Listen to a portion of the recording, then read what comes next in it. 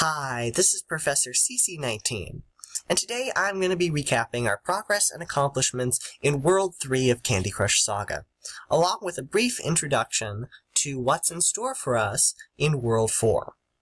Also in this video, I'm going to be including my picks for the best sugar track level in this world, and my favorite and least favorite levels of the world. So they're all going to be featured in this one video, just like I did for World 2, not a separate video for each one like I did for the first world. Now, before I begin, I must say that the names of the episodes in World 3 are some of my favorites so far. Cupcake Circus, Caramel Cove, Chocolate Barn, Sweet Surprise, some of the most fun and delicious sounding episode names so far. So I hope we get some more of them in World 4. Now, we began this world in Cupcake Circus with level 171, where we're introduced to 4-layer thick frosting. Fairly simple to understand. We need to strike it 4 times before it goes away, so it's a bit tougher. We kind of have to use brute force and just deal with it until we can remove it. And then level 172 is memorable because it's the first jelly level to feature only one jelly tile that we need to remove. It's double thick, but it's the only one on the board, so that's a bit unique and different. We had a pretty wide variety of level types. We had a couple timed levels, a couple really tough ingredients levels, one right after the other. 180 I remember the most because it took me 6 tries to get my recording right.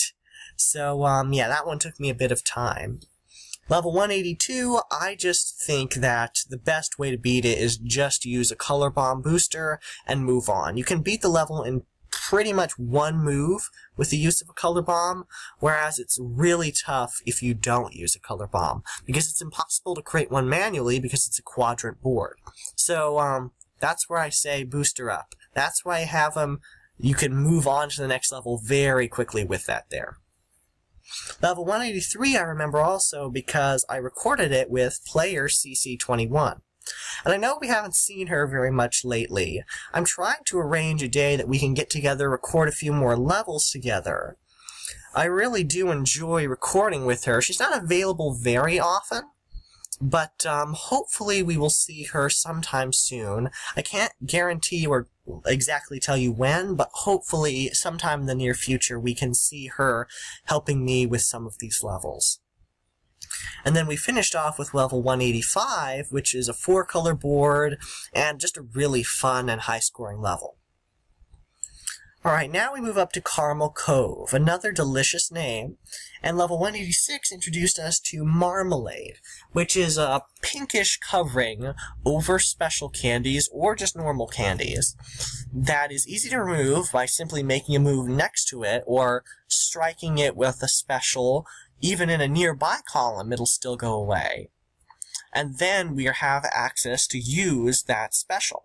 We don't have to match it up with certain colors, we just need to make moves next to it in order to remove the marmalade. So it's not a very tough blocker, and it usually hides things that help us on these levels.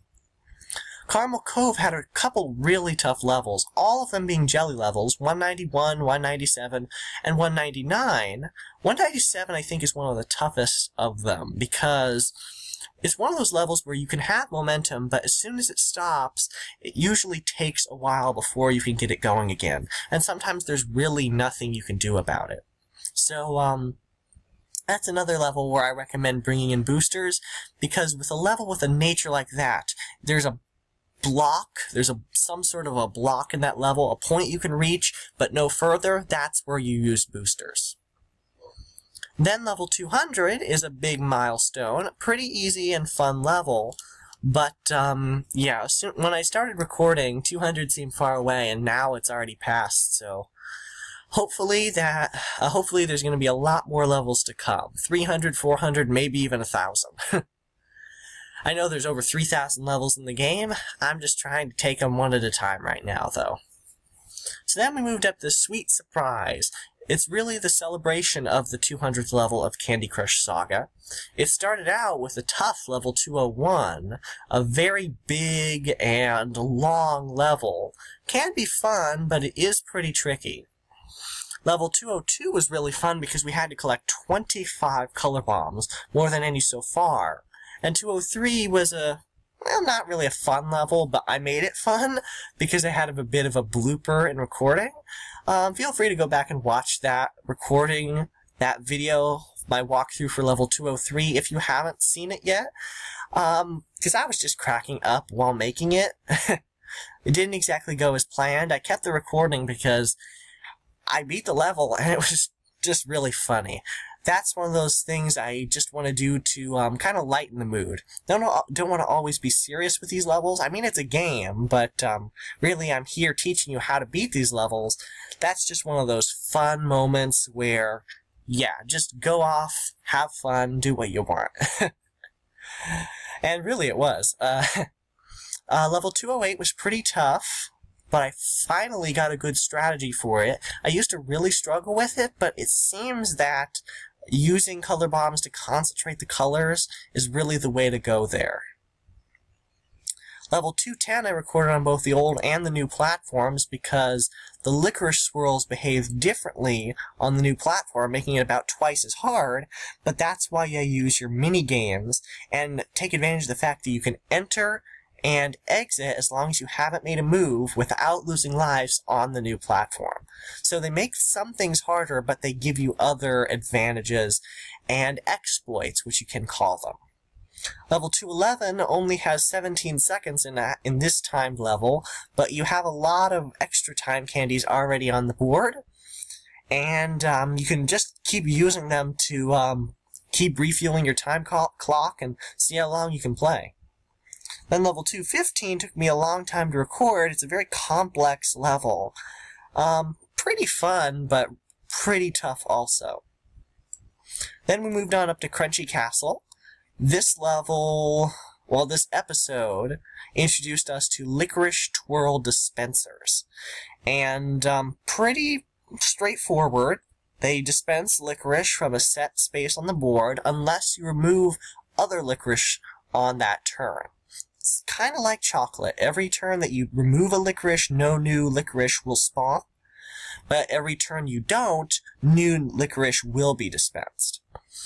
But Crunchy Castle really wasn't too tough of an episode. Levels 224, 225, and 226 are kind of a string of tough ones, especially 225. But the others are actually quite fun and fairly easy. 230, the episode finale, is probably the most fun, with 4 colors and a board that once open can produce a lot of points. Then we moved up to Chocolate Barn, another delicious episode, where we introduced to the most luck-based element so far, the mystery candy. They look like little Easter eggs with question marks on them. They could be any color, and when matched up to reveal what's inside them, they will either produce something good, bad, or neutral when it comes to completing the level. They could be anything except licorice locks for some reason. They could be anything in the game. They could be chocolate, they can be frosting, they can be stripes, wraps, color bomb, in marmalade or not, ticking time bombs, licorice twirls, anything. So a lot of the levels in the Chocolate Barn were pretty luck-based. Some of them were easy, like level 234. Some of them were completely luck and almost instant, like level 236. And then level 238 is a really tough one where it's really strategy-based on how you can bring your ingredients down. I think that was probably the most satisfying to record, because that used to be my old nemesis of a level. Level 241 is pretty tricky too, another luck-based one where you actually want your mystery candies to be bad things so that they block the licorice twirls, which are the absolute worst on that level. Then we finally got to Delicious Drifts, the final episode in the world, in this world, I should say, in World 3. Levels 246 to 260, not too difficult. We had some tough ones, 254, 257, 2 combination order levels that provide a pretty big of a challenge. Level 256, which took me a few tries, another luck-based one, but interesting because only half of the board does not populate with candy. And then, of course, we had level 252, which, if you're looking down through the order of my recordings, you probably don't see it, because I didn't record it again, because I have recorded it twice before.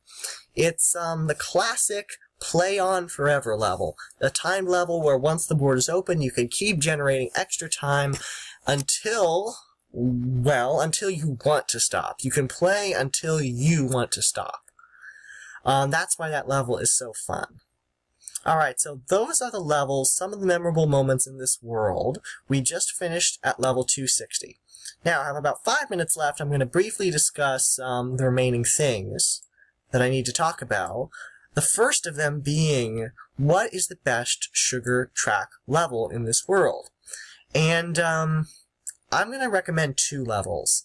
They're both fairly good. I want you to take your pick from among them. One is level 185, where you have 30 moves and 4 colors on the board. So you can produce sugar drop pretty much every move once the board is open. So it's very fun, very good for collecting sugar drops, level 185. And then the other one, which I think is one of the best, is level 221, where I think you either have 40 or 45 moves. You have a 5-color board, but it's open from the start, and it's a really easy level to beat. So both level 185 and 221 meet the requirements for me to be a great sugar track level. Whichever is best for you, that's the one you should go with. I'm not going to say which is the best here. I think they both are really good ones. Personally, if I had to pick, I would probably go with 221, just because of the fact that it has more moves. And now, on to my favorite and least favorite levels. Just like the sugar track level, I'm going to say I have 2 favorite levels in this world. It's almost impossible to decide between these 2. Level 236, which is all mystery candies. You can beat it in pretty much 1 or 2 moves. And, it's a very fun, chaotic level. Sometimes you don't get to see what happens on the board, but it's really fun to watch if you can actually see it. The other one is level 252, of course, because you can score millions of points on it, and you don't have to end the level until you want to. So 236 and 252 are my favorites. My least favorite level in this world, and actually this one is a kind of an easy decision. I told you this a minute ago. Level 197. One of the hardest levels in this world, and one of the most frustrating, because you can get a great start, but then there's just a block. Something that you can't get past. It's just a frustrating level, so 197 is my least favorite. Alright, so that's a recap of what we've done in World 3. Now it's time to see what's in store for us in World 4. And as I'm telling you this, there's going to be a quick announcement. Now, the first episode in World 4 is Holiday Hut, which I have already made walkthrough videos of all the levels in that episode for the 2017 15 Days of Christmas Countdown. Due to the fact that I've already recorded the levels in this world, I'm not going to record them again, except for level 263, because I had poor resolution in the first recording. So, I'm going to record 263 again. But if you want to find the walkthroughs for the other levels in this world from 261 to 275, look in the playlist section on my channel and find the 2017 Christmas special. That will give you the walkthrough videos for levels 261 to 275. Alright, the other episodes in store for us in World 4 are going to be Candy Clouds, Jelly Jungle, Savory Shores, Munchy Monolith, wow, that's interesting, and the Pearly White Plains. Good way to end World 4. Nice, bright title for the last episode, Pearly Whites. I'm guessing this is supposed to be the Tooth Fairy. Interesting spin for Candy Crush Saga. Anyway, that's what we've done in World 3, and that's what's in store for us in World 4. If you find my walkthrough videos helpful to you or fun to watch, please subscribe.